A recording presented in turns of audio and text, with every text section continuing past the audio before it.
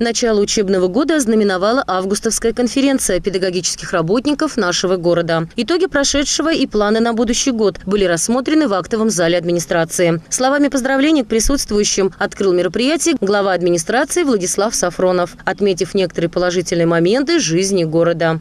Меня радует то, что количество учеников в городе растет.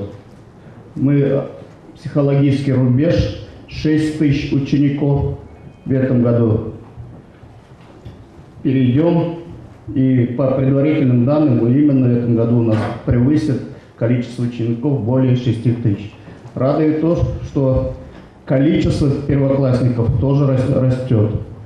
И это говорит о том, что город живет, у города есть будущее, и мы с вами вместе должны делать все для того, чтобы комфортней стало жить в нашем городе.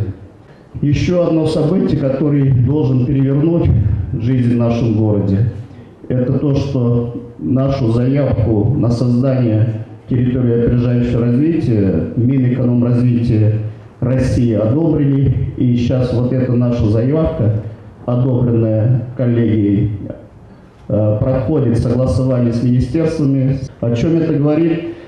Уже будет интересно в нашем городе открывать новые предприятия. Очень большие налоговые льготы получат. Если в других городах они откроют, налог на прибыль надо платить 20%, у нас 5% будет. Пенсионные, социальные налоги, если платят в других городах 30%, у нас 7,6% будет. Обнуляется налог на имущество, на землю. И уже многие крупные инвесторы говорят о том, что как только статус получим, они готовы к нам прийти. Заместитель главы администрации, начальник отдела образования и молодежной политики Валентина Дмитриева ознакомила всех с итогами прошлого учебного года и определила задачи на будущий. Сегодня все дети старше 3 лет обеспечены местами в детских садах. В некоторых районах города, в западном микрорайоне, по улице машиностроителей, обеспечены местами в детских садах дети с 2 лет. В этом году путевки направления в садики получили 719 детей. В очереди на устройство в детские сады города состоят 1213 детей. Острый дефицит мест отмечается в центре города и восточном микрорайоне. Продолжается реализация долгосрочной целевой программы «Доступная среда».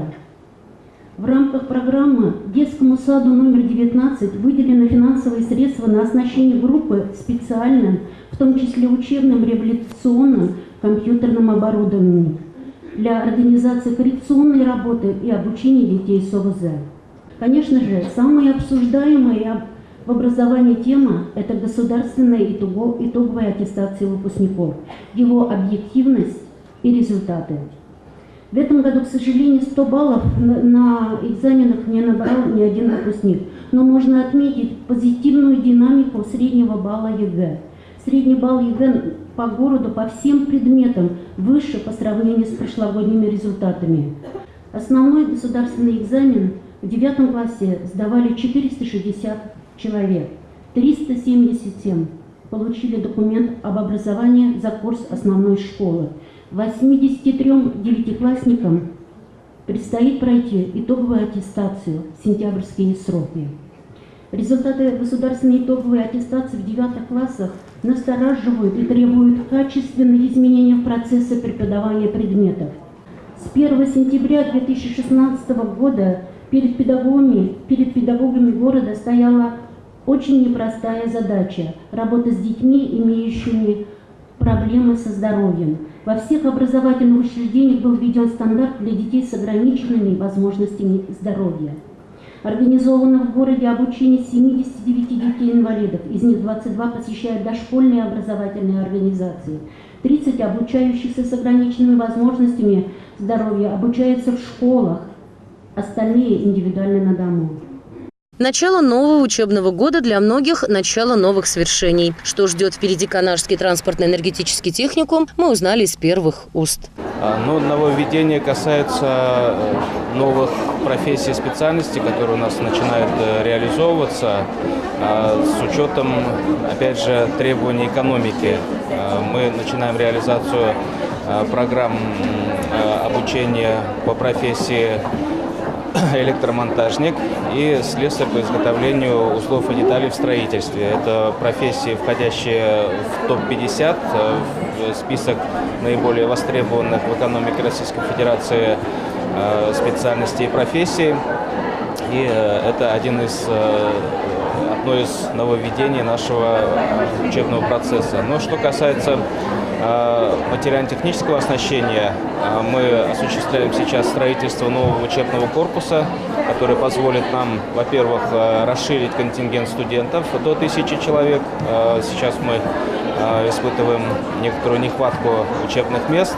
Ну и, во-вторых, позволит нам увеличить небюджетные доходы за счет обучения работников предприятий на курсах повышения квалификации.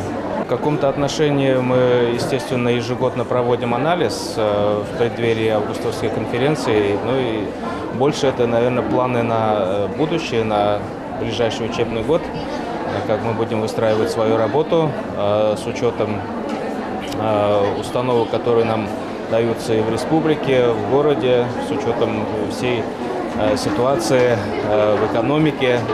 В первый раз в 4 класс, так можно сказать о молодом специалисте, учителе начальных классов Оксане Батуевой, для которой августовская конференция – это первое и знаковое мероприятие. Поступила в педагогический колледж, и мне предложили пойти преподавать в начальных классах. То есть там у нас были практики, мне понравилась эта профессия, то есть мне нравится работать с детьми, подавать им новые знания, с ними работать, играть, да, то есть им нравится, чтобы они меня любили.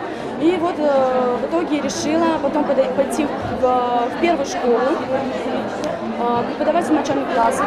Мне сказали, что есть, нужны учителя, то есть и мне дали временно пока 4 класс, чтобы я адаптировалась. И в итоге сейчас вот у меня будет 4 класс, и я немножко волнуюсь, конечно, все-таки новые детки, как они ко мне относятся, как они меня воспримут. Но я считаю, что будет все замечательно, главное себя подать, а остальное все будет ходом, все будет замечательно, надеюсь. Азы воспитания каждый из нас получает не только от родителей, но и от воспитателей детских дошкольных учреждений. Еще вчера студентка, сегодня воспитатель. Анастасия Зайцева поделилась с нами своими впечатлениями.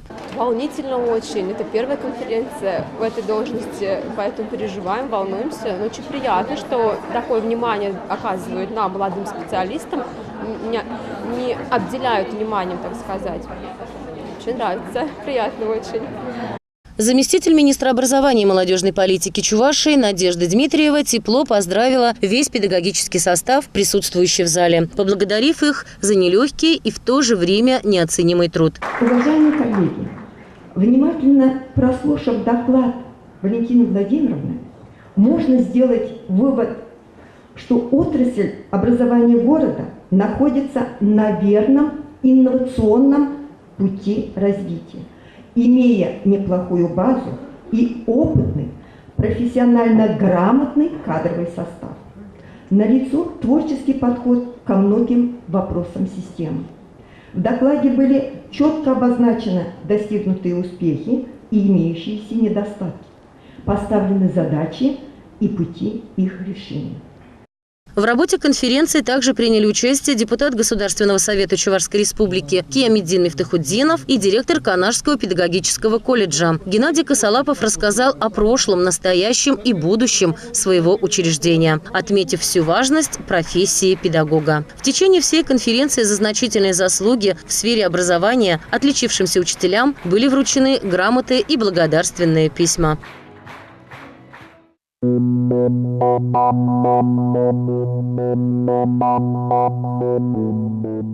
you.